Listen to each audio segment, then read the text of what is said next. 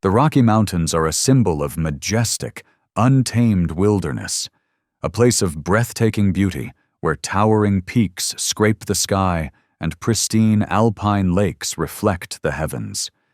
Millions are drawn here every year, seeking adventure, solitude, and a connection with nature. But the Rockies are as unforgiving as they are beautiful. For a few, a dream trip into this stunning landscape becomes a permanent nightmare. A single misstep, a flawed decision, or a moment of underestimation can lead to a brutal and horrifying end.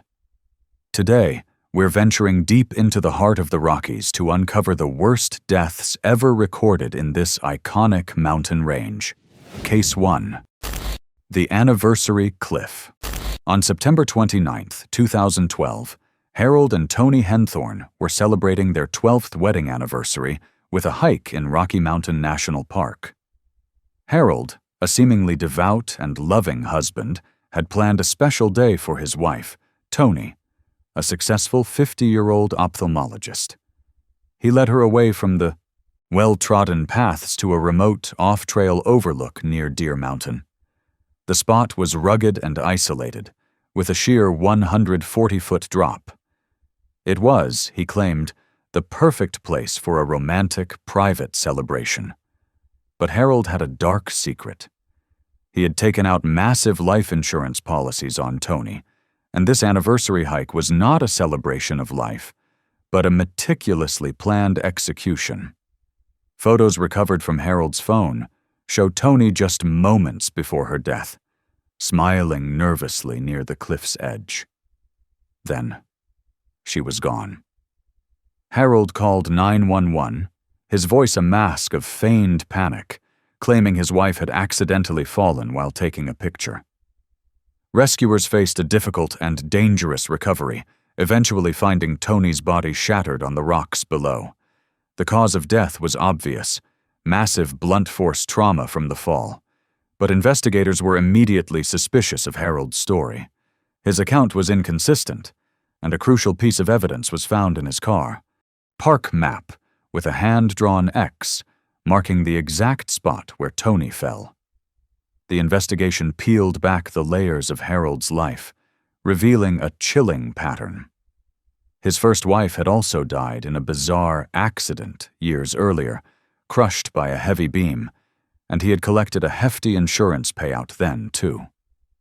This was no accident. It was a cold-blooded murder, staged to look like a tragic hiking mishap. Harold Henthorn had used the majestic beauty of the Rocky Mountains as a backdrop for his monstrous crime. In 2015, he was convicted of first-degree murder and sentenced to life in federal prison, a small measure of justice for the woman he lured to her death on their anniversary. Case 2. The Solo Fall. In the world of rock climbing, free soloing is the ultimate expression of skill, confidence, and nerve. It's climbing without a rope, without any safety gear, where a single mistake means certain death. On July 9, 2023, a 26-year-old woman from Boulder, Colorado, an experienced climber, was doing just that on a ridge of Ypsilon Mountain in Rocky Mountain National Park. She and her 27-year-old climbing partner had set out that morning to tackle the challenging route. For the thrill and the freedom it offered, she chose to climb unroped. As they moved up the exposed ridge, with thousands of feet of air beneath them, something went terribly wrong. A handhold may have broken off, a foot may have slipped on a patch of loose rock, or a sudden gust of wind may have thrown her off balance. Whatever the cause, the result was the same. She fell. Her partner could only watch in horror as she plunged approximately 500 feet down the steep, rocky terrain. The fall would have lasted only a few seconds, a terrifying, helpless plummet through the air, ending with a catastrophic impact on the ledges and boulders below. Her partner immediately called park rangers, triggering a large-scale search and rescue operation.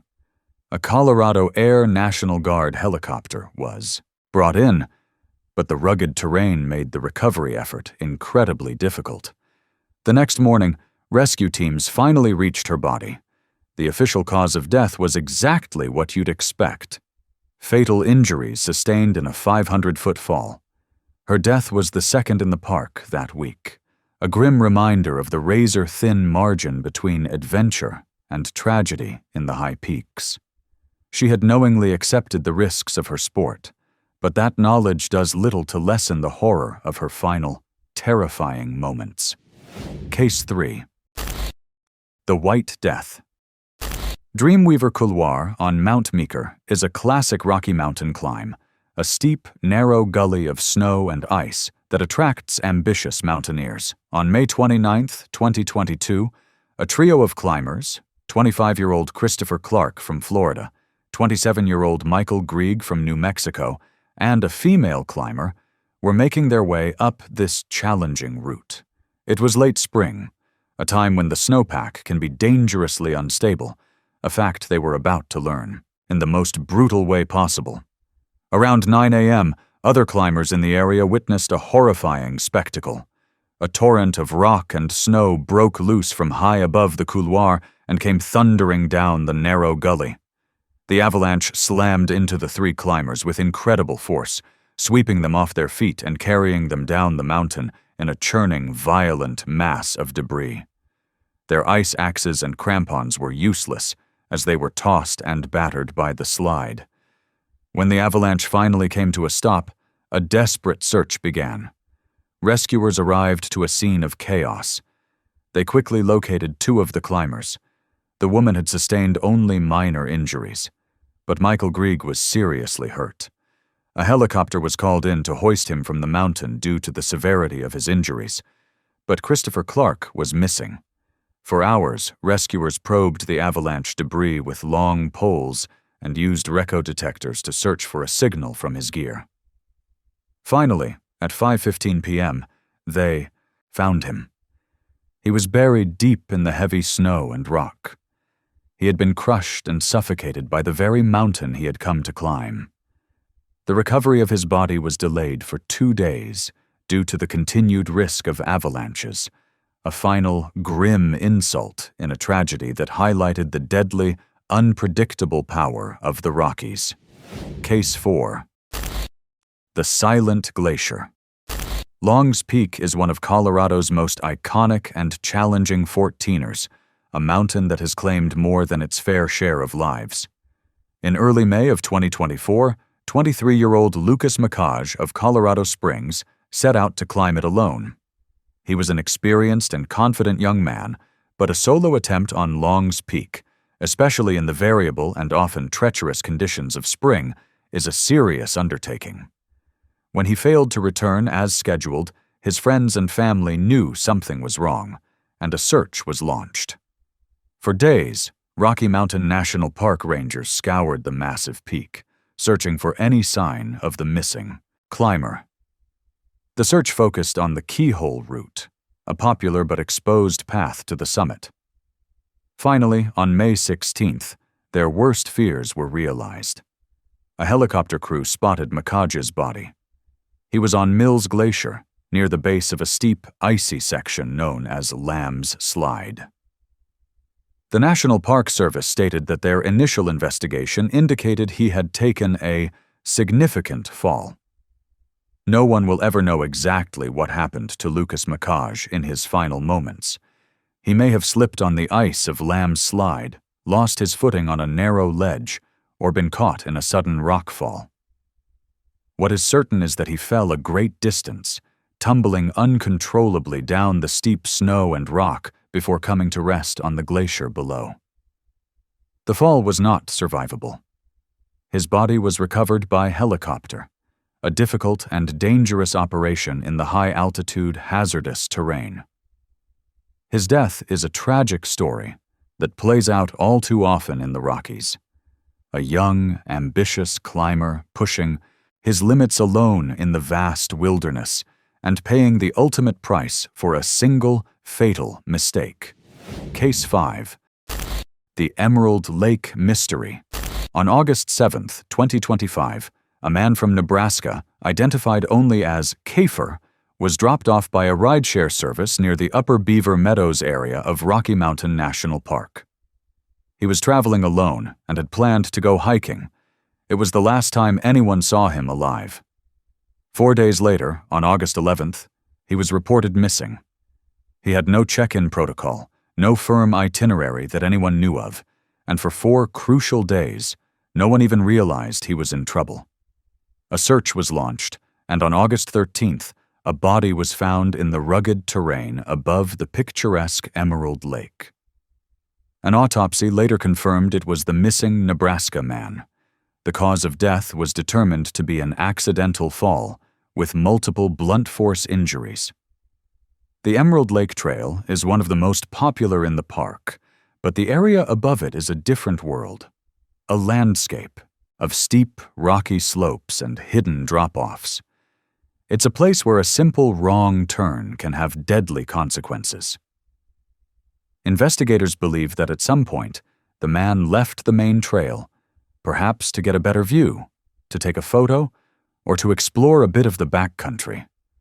A misstep on loose rock, a moment of vertigo, or simply underestimating the steepness of the terrain could have sent him tumbling down the rocky slopes. Because he was alone, there was no one to witness the fall, no one to call for help.